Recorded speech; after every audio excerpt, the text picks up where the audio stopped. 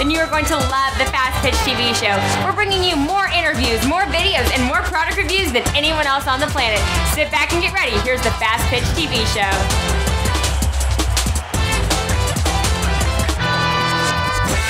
Hello and welcome to another episode of the Fastpitch TV show. Now, if you found our show on Facebook, YouTube, or another video sharing site, please check out our website, fastpitch.tv.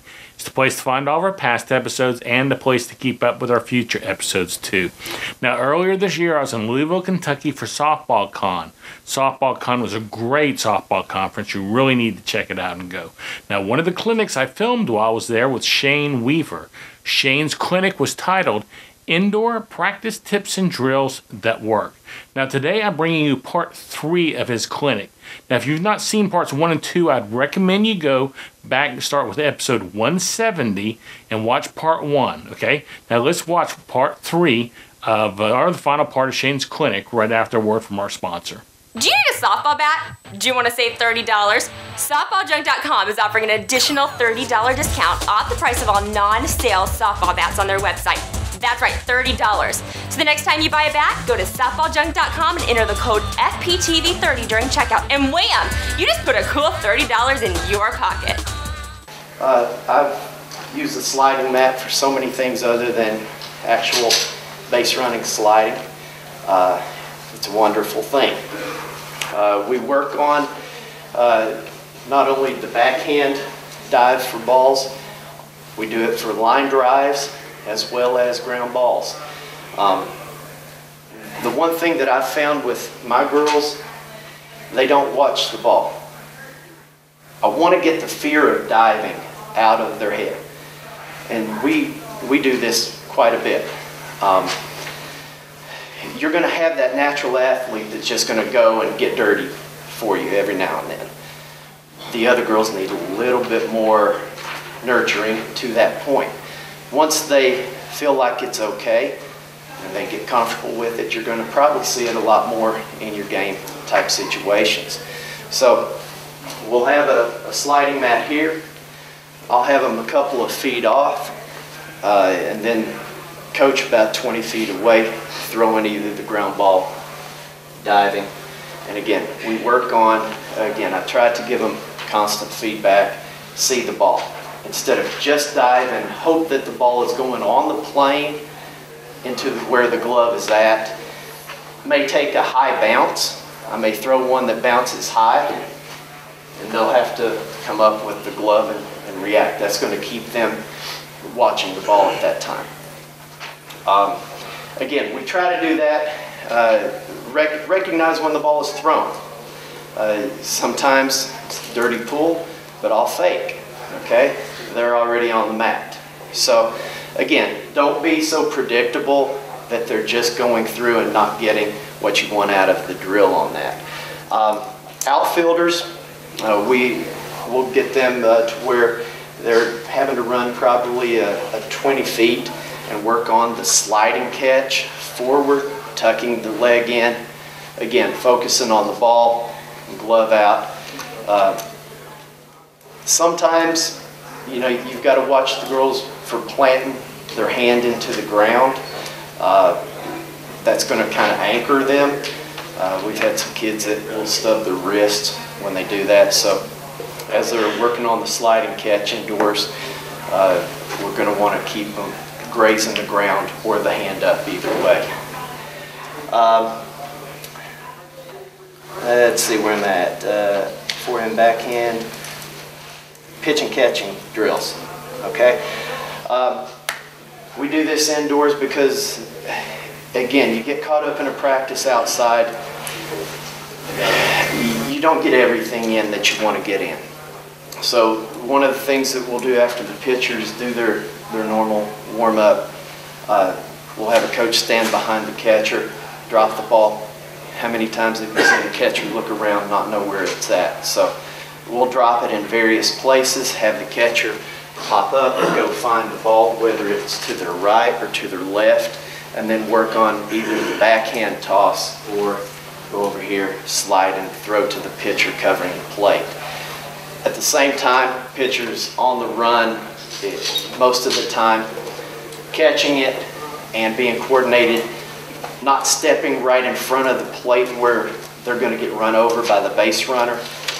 We try to work on those timing issues and distance so that they'll be able to protect themselves as well. And I found doing that indoors before you get outside will save you a lot of collisions at the plate with a pitcher, knowing exactly where she needs to be.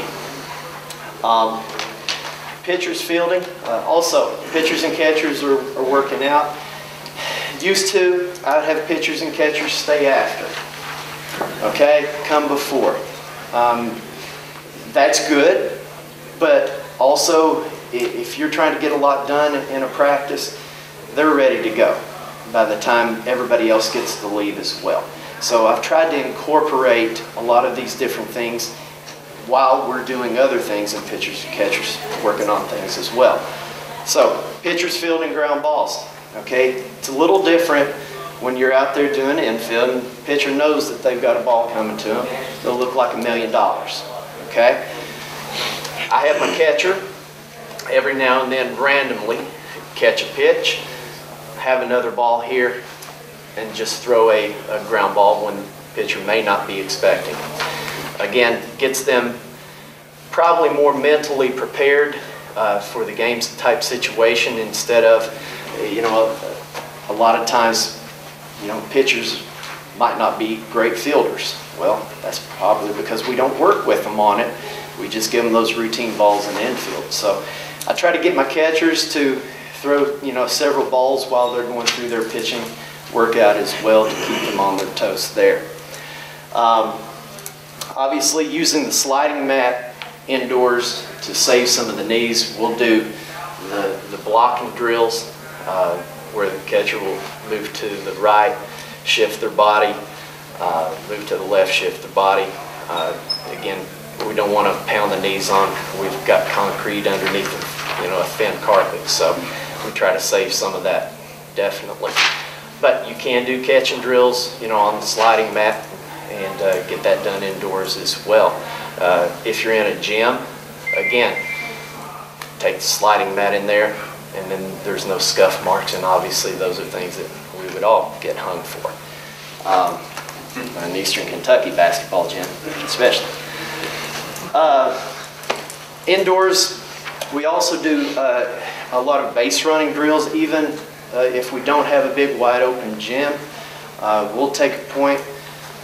My girls' timing, I got so frustrated with over the past couple of years. Okay, don't wait a second after the pitch is already gone. Let's get on or early. So we'll have a pitcher while they're on the side doing their workout. We've got like a little raised base indoors, and we'll have the runners. And again, you may have a lot of other things you want to accomplish once you get outside on the field. So taking time to have a whole line of people at first base and pitcher going through a workout and practicing getting leads there, you could use for other things. So once we're indoors, pitcher's going through a workout. Over here to this side, we may have something going on, and then we've got runners getting a jump off of a base.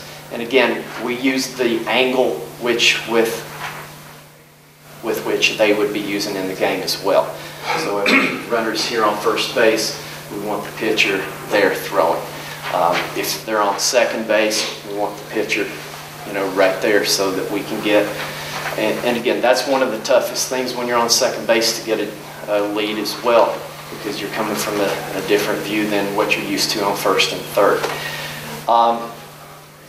Dive back drill with, we'll have a pitcher, go through their workout again, get a runner taking the lead off of the base. We'll use the sliding mat to work on sliding back into a bag.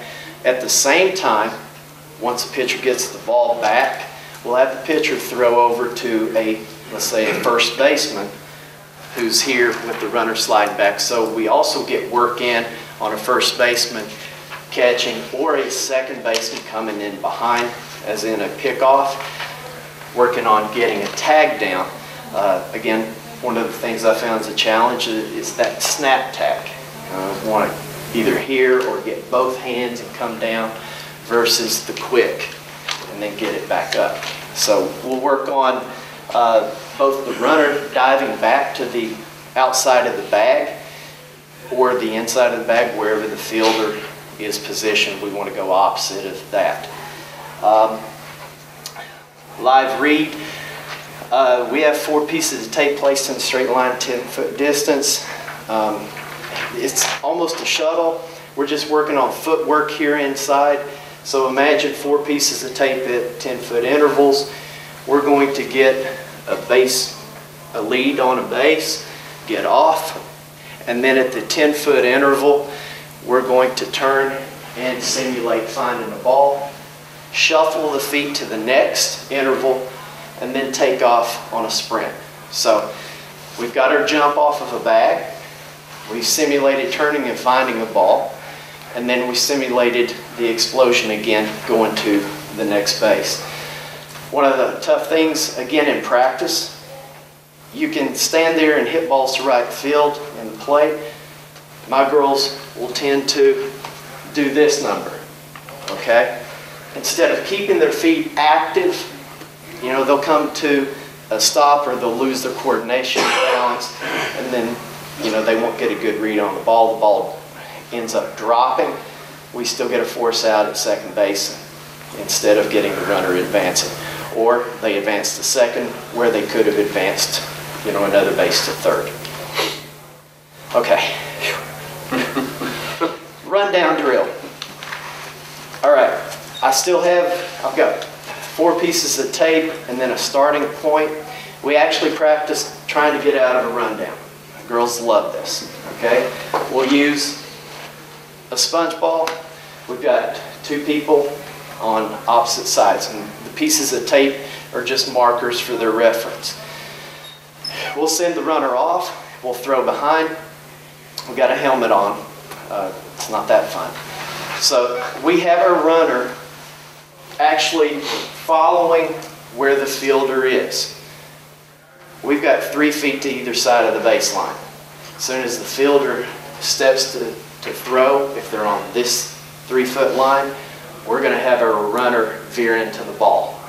Yes, basically I'm asking my runners to deflect the ball in a rundown so that they can get to the next base, whether it hits off the helmet or off of their body. Now that may be, you know, stretching ethics, I don't know, but hey, whatever we can do to get out of a rundown, and then we're working in between those tape lines so that they can actually get a visualization on it. So, okay, I think that's it, 12:20. Any questions? 4 ball drills you're doing, you want to catch them with their throwing hand too? Yeah. You don't want to use the glove hand on all those? I use throwing hand and glove hand, and a reason for that, the ball takes some crazy hop, and they're able to grab it with their other hand as well. And again, I figure anything hand-eye coordination that, you know, I can help them with, it's only going to be beneficial. Yeah.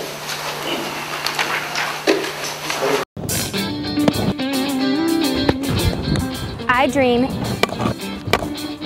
I dream. I dream NPF. I dream NPF. I dream NPF. I play USSSA. I play USSSA. I play USSSA. I play USSSA. Come join all of us. Dream NPF, play USSSA. I hope you enjoyed today's show. Now, to find out more about SoftballCon, just go to softballcon.net. Now, if you have an iPhone, iPad, or an Android phone, you need to get the Fastpitch TV show app today. Just go to your phone's app store, search softball, and I promise you'll find it. Don't forget to check our website at fastpitch.tv. Become a fan of the show on Facebook at facebook.com/fastpitchtv, and follow us on Twitter at twitter.com/fastpitchtv. That's it for today. Goodbye, and thanks for watching.